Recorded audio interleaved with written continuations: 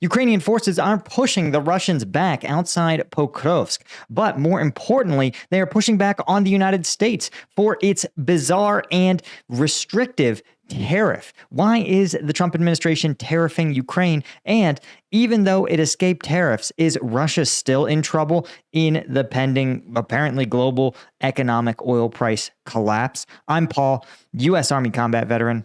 Let's talk about it. Okay, so this I thought was one of the more interesting kind of things that's been quietly happening over the last several days. Now, we've pointed out earlier on this channel, right, that of course the Russian offensive has focused pretty heavily on the areas around Kursk. And by most reports, most of the developed villages that Ukraine holds are under Russian occupation. Of course, the Ukrainians have turned around and pushed into Belgorod, likely to maintain some control over some kind of Russian territory, and for both negotiating purposes, but also as a diversion to force Russia to spread their forces instead of concentrating them in a single spot. But what's quietly happened is one of the most important logistics hub, an area that I actually visited Pokrovsk when I was in Ukraine. This logistics hub is actually been one of the most heavily contested. Now, we're zooming it back. This is from the March 29th. So as you can see, Russian forces, again, really trying to encircle Pokrovsk. You might remember from 8 months ago when the Russians were basically in the exact same spot relative to Pokrovsk. In fact, I can try to show it to you here. Let's see if we can just pull it up here. If we go back to, let's go back. Yeah, we'll go back 6 months to about September 1st, 2024. You can see that Russian forces at that time were, let's get out the ruler, from downtown Pokrovsk, Russian forces were about 11 kilometers away. And so then we fast forward, of course, a brisk 6 months to today, and you can see that the Russian forces, after taking tremendous casualties at their absolute closest point to the center of Pokrovsk, is 6 kilometers away. So at a blistering 1 kilometer a month. Now, you can see that, of course, the Russian forces have created this large salient and seized a number of lightly populated villages as part of their campaign to encircle Pokrovsk. But there was really thinking at the time that the Russian forces were going to seize the town, and it was going to, because it forms a pretty important logistics hub, right? You can see that the Ukrainians will put a lot of logistics here, and then these key roadways will actually allow them to basically run supplies to and from units all along this front. So it's seen as pretty essential. Also, this road's here near Udachne. So the fact is that the Russians have really made this a priority in the eastern areas. I think the biggest priority remains Kursk over the last 6 months, but this is considered somewhere where they expected to have it, I believe, by this last September. Now, here's where things are more interesting, right? You can see when we zoom back, this is March 23rd or so, you can see that actually not only has Russia not been making progress, but they've been, well, actually, the Ukrainians have been giving as well as they've gotten. You can see the Russian forces here. This is over the last several days. This is on the 6th. You can see Ukrainian forces pushing near Shevchenko. You can see them yesterday liberating additional territory near Kotlina.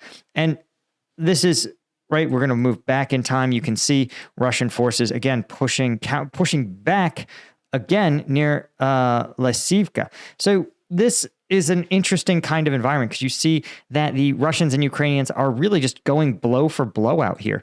And the Ukrainians aren't necessarily faring worse for wear, which is interesting because Ukraine has really up until this point been focused very heavily on a defensive effort, and it's been very, very limited in where it's launched offensive actions. So the fact that they're choosing to launch offensive actions here says, one, they sense that the Russian forces in this area are pretty attrited. And I think there's some truth to it, right? Because Russia has been launching this big sweeping several month long flanking maneuver around Pokrovsk, it means that the units here at the sort of razor's edge of the fight are pretty concentrated and represent a pretty significant amount of Russian combat power. That's why I think you're seeing the Ukrainians push near Pishtiane and Uspenivka, right? You notice here that if you can hold these two villages, what you have is a 7-kilometer line.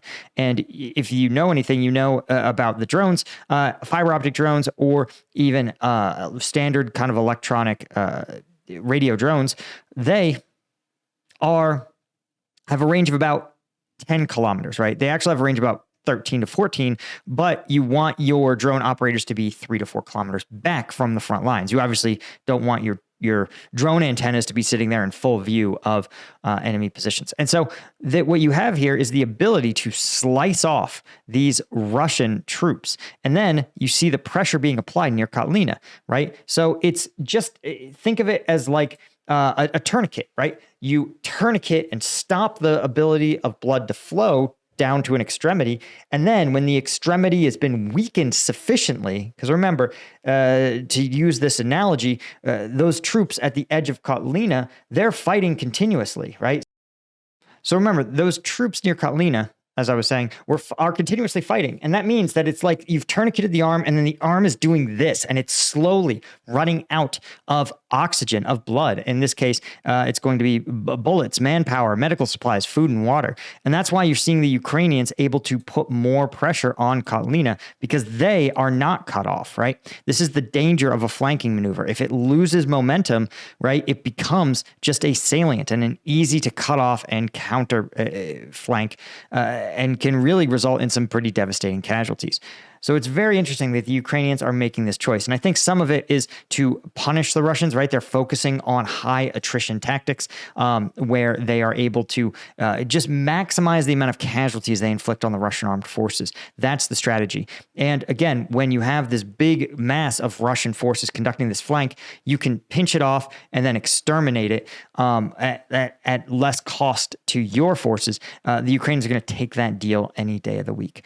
Now, the other topic that we have to discuss is the Ukrainians, the tariffs, right? Hitting Ukraine, but not hitting Russia, and just what is going on and whether or not the president is actually playing 5D chess. But before we talk about the 5D chess, I wanted to mention that, I thought staying in shape was tough when I was in the military, right? Obviously, you're in the army, you're on active duty, you're working 12-hour days, but in a way, it was actually easier now because it was, you worked, you did your PT, you worked all day, then you changed into your gym clothes, you went to the gym, you worked out, and then you went home, right? When you're a single guy, that can be your whole life.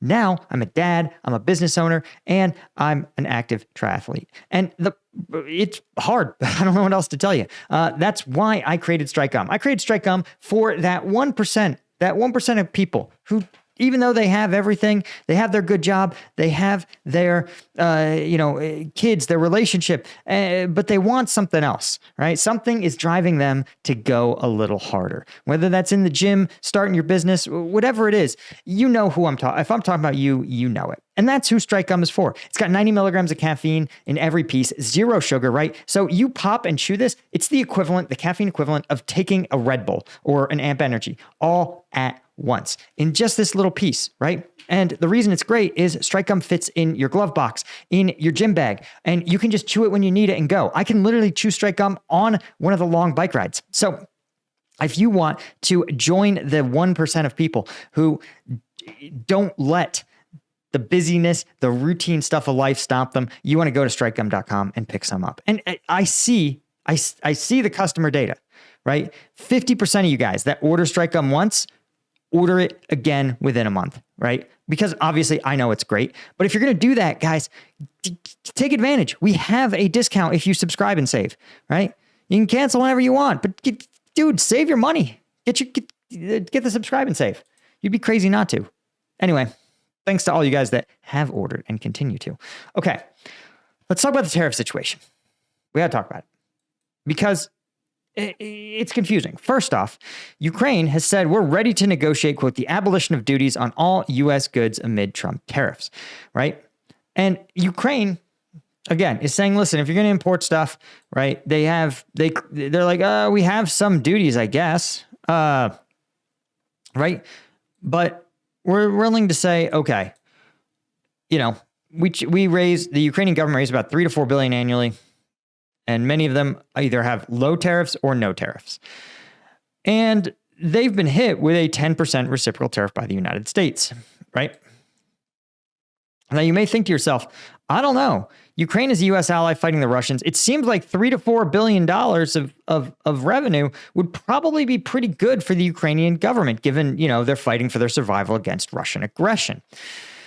But so right away, you sit there and go, okay, why would the administration impose these kind of tariffs on the Ukrainians? Particularly because it doesn't go both ways. Stuff that's made in the United States is very expensive because U.S. workers are very expensive. And stuff that's made in Ukraine is very cheap because the Ukrainian hryvnia is pretty cheap, right?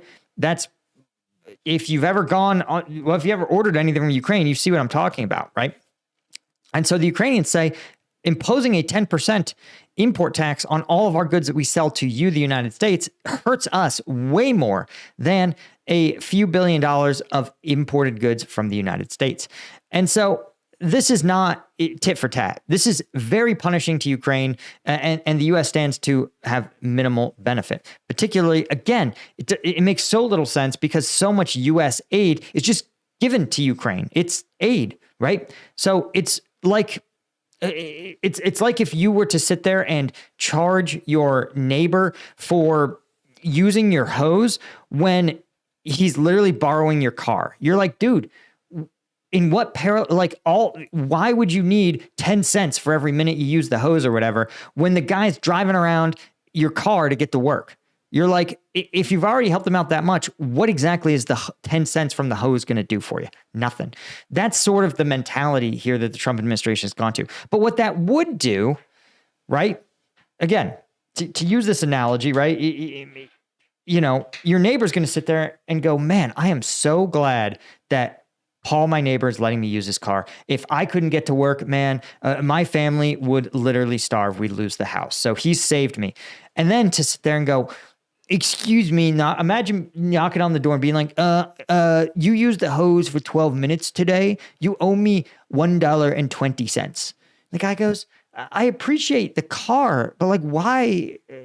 What is this 120 cents? It pointlessly creates a ton of resentment for no reason. And you see how this is a totally unforced error, right, by the Trump administration. Not only that, but remember, the Trump administration is also engaged in a negotiation that's pretty coercive to sign a minerals agreement to say, hey, the U.S. wants to extract all the minerals from Ukraine in some kind of weird, what sounds more and more like a colonial type establishment or agreement, right? You notice the initial minerals deal was kind of neutral, right? Was vaguely worded and again, pretty neutral, but supposedly the administration wants some dry ink on a deal that actually involves literally just U.S. companies arriving, scooping minerals out of Ukraine and fucking off back to America.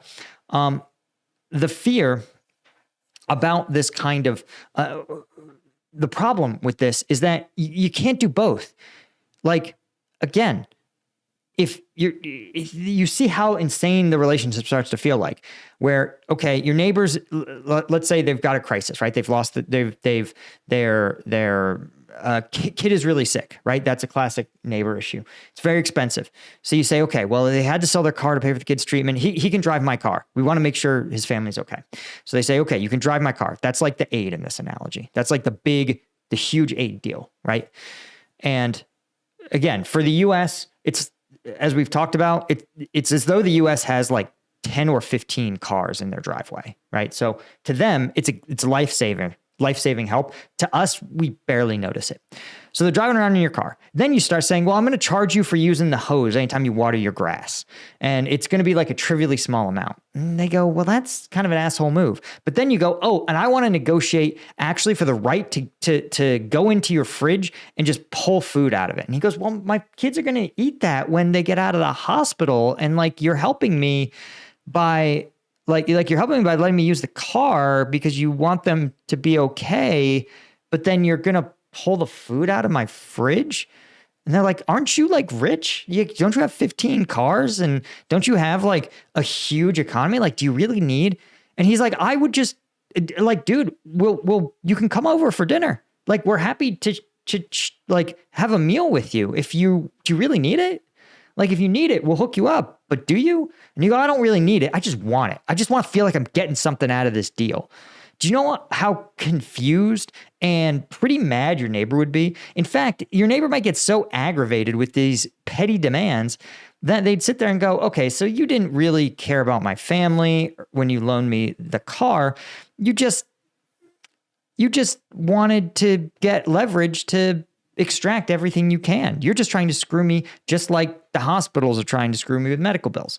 So you see how incredibly confused that Ukraine is and how much worse their position is. And that's the thing I wanted to you guys to take away from this, is that, look, there's other stories here that all kind of come together. So, or that don't. And the story is that they don't make any sense together. So Russia was not tariffed, right? So bear in mind, Russia was willing to continue the fight, right, when them and Ukraine were on equal footing. So do you think Russia is more or less likely to continue the fight when Ukraine has to sign a coercive minerals deal?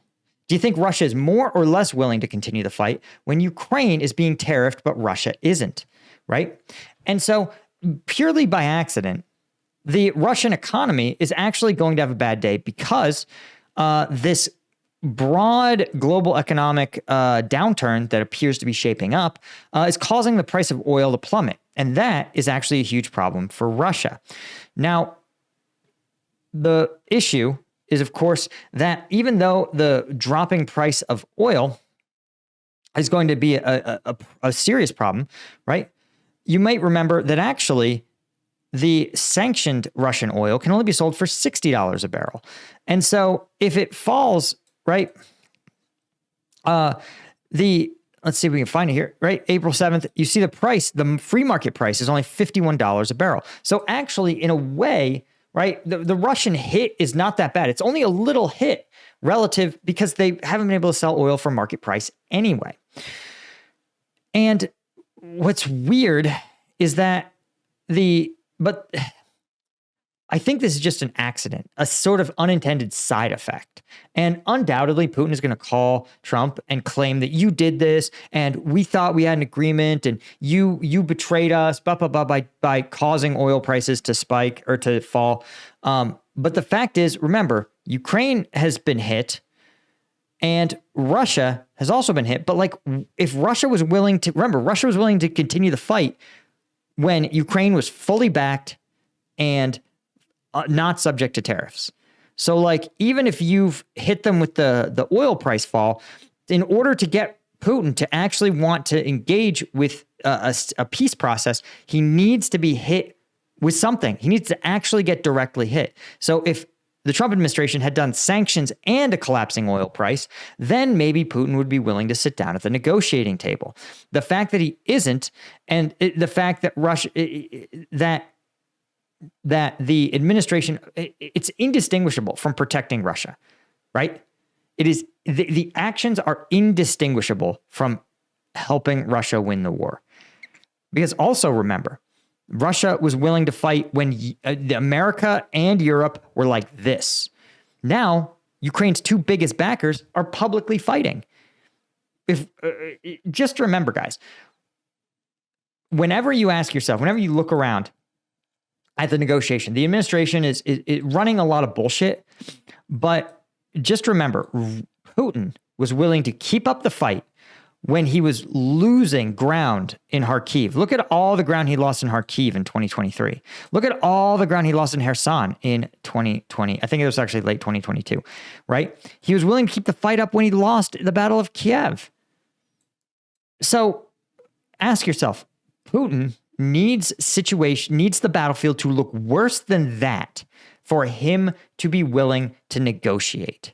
And right now, it is Ukraine whose position is weakening and weakening and weakening. And look no further than the fact that the Europeans have essentially confirmed to Bloomberg that the U.S. is considering a troop reduction. Again, a weaker Europe means Putin needs to devote less resources, even if Putin has no intention of expanding his military campaign elsewhere in Europe, something that is not guaranteed in any way.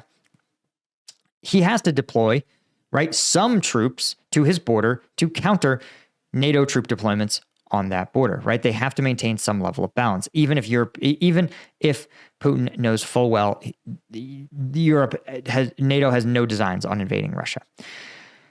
So what the U.S. has done is taken a great bargaining chip away from the U.S. and EU, right? Because now there's fewer troops, and Putin can devote more resources to his war in Ukraine. And so the European governments are like, hey, we don't have troops on speed dial to balance this action. You're going to weaken the Baltics. You're going to weaken the NATO's eastern flank through this sudden and unilateral troop withdrawal. So do you see how you may be like, well, okay, so we like hurt Russia a little, but then we're helping them by weakening their adversary, and like even at their strongest, Russia still wasn't willing to negotiate. So now that we've weakened them tremendously, why would Putin negotiate? Right? You have to understand that this is just the insane tariff policies that don't make any sense, the made up numbers, the tariffing islands that don't have anyone in there. What I tell people is, if you are someone who's followed the Ukraine war and has followed these negotiations, the tariff policymaking is exactly as insane as the negotiation with Putin has been. It makes no sense. Sometimes things happen in directions that don't make any sense. It's because the administration is just not that smart, because it is not being done by a collection of experts. There aren't a collection of Russia experts who are deciding U.S. policy, right? Through a consensus, through informed decision-making. It's done based on President Trump's personal feelings on any given day. And at the end of the day, he is an 80-year-old man, right? And think of the 80-year-olds that you have known in your life. Do any of them seem like cognitively sophisticated, cognitively fully intact? Are they as sharp as they were when they were 60 or 50 or 40? No, of course not. I've never met one. I've never met someone in their 80s who is as sharp as they were in their 50s and 60s. I just have never done it. And I've seen way more people. I'd say 99% of people in their 80s are literally in such cognitive decline, even a healthy person who doesn't have a dementia diagnosis, just the normal aging of the brain, where I've been like, you were an IBM engineer in the heyday. You were a general, like you can barely read and write. And this is the actions the administration takes seem like the actions that I would expect from an 80-year-old man, right? A healthy 80-year-old man without dementia. Because there's no other explanation for why the administration is just rolling in all different directions. There's no universal goal. It's just feelings. Individual decisions are individual decisions. Again, this is what happens when you have a country being run by someone who's bankrupted a bunch of casinos. Like, I hate to say it, but you know, I live in a state where casinos and gambling establishments are in like a legal gray area. And so there's a bunch of kind of like vaguely casino-ish places. Like people will just rent a spot in a strip mall and drop some slot machines. That's how easy it is to run a casino. So the fact that he bankrupted them, it should tell you he's probably an idiot. And he was an idiot when he was in his 50s and 60s. Now it's like frightening. And, you know, again, if you're somebody who's followed this war, you understand this. You understand that the part where good policymaking happens, it's just, you know, the Biden White House didn't make great policy, but at least they had a policy. This is just the absence of policy. This is just governing on vibes. And it's unfortunate, but I think in some ways it's almost good for the country to see like, hey, this is what it feels like to be a Ukrainian or a Ukraine supporter. And to watch these negotiations just be completely fucking unhinged as your country burns around you. And it's like, understand who you voted for. That's all I'm saying. Understand who you voted for. Anyway, guys, one last story I thought was interesting about the way Russia operates. You might remember General Popov. Now, Major General Popov was a former commander of the 58th Combined Arms Army. Now, he was charged with large-scale fraud, right? Now, charging someone with fraud in Russia is like charging a fish for drinking water, right? It is absolutely pervasive, and it would be weird. Honestly, it would be weirder if you told me there was a general who wasn't engaged in large-scale fraud. But what Popov actually did wrong is that he circumvented the chief of staff of the Russian Armed Forces, Valery Gerasimov, appealing directly to the Kremlin over what he saw was poor battlefield conditions. Right. The general was, of course, dismissed from his command, arrested and jailed on trumped up charges, and now has been essentially coerced to lead a Stormzy detachment. This is a frontline assault group composed of convicts with basically 100% casualty rates. So it is essentially a chance for Popov to die with dignity, die in the service of his country, die as a soldier. That's what he has been offered, right? Popov sent an open letter to Russian President Vladimir Putin saying he had always been a loyal soldier and asked for permission to return to military service. So this, he's accepted that he made a big gamble against Gerasimov, and he lost. Gerasimov remains in charge and in favor. Popov is considered out of favor, and so he is simply agreed to show himself out. That's how that's going to go. I don't know what else to tell you. Anyway, guys, thank you to all of our Colonel tier members like James Sterling, Steve Moran, Doug Beck, Alan Knudsen, Bastian Himling, Brian Kelly, Del McCombs, Jay Zola, Henry Roussier, all of our Lieutenant tier members. I could not do this without you guys. You guys are the ones who make this whole thing possible, and I will see you in the next one. Cheers.